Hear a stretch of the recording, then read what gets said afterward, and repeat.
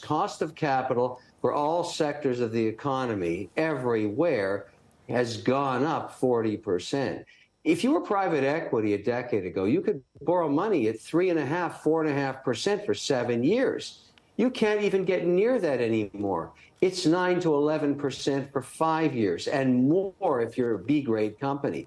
And all of this has happened so quickly that you haven't felt the follow-on effects yet. So I'm telling people, be very, very cautious. At this point, while the market is looking at a soft landing, and it certainly looks like that is the case because so much money was pumped into the economy with the COVID programs, all of a sudden we've got really high interest rates for the average American, whether it's a car loan, small business, mortgages. All of this has gone up 30, 40, 50% in a matter of months. And so to be that optimistic about the future is a very challenging thing. And I'm just saying, wait 90 days, wait 180 days. And by the way, the Fed's not finished because the core inflation is nowhere near 2%.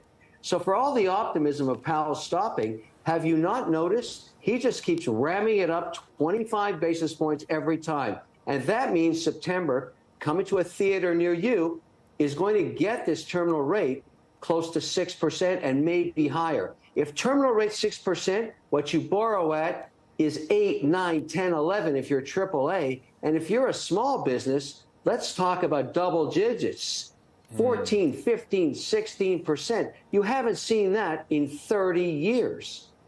Why do you think the Fed's not taking this into account so much? Because I can understand, the need to put a little bit of a lid on inflation. There's the prospect that we could see a resurgence if the Saudis get their way and if, there's no more SPR left to drain for the most part.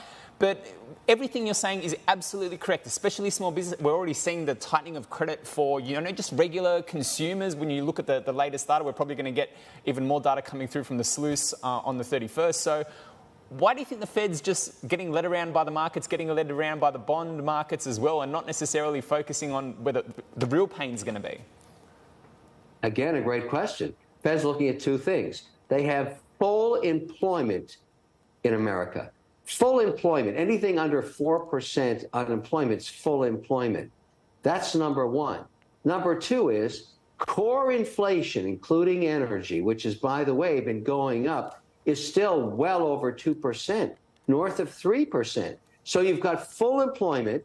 Usually in a recession, you start to see employment rise. They haven't seen that yet, so they're not going to stop.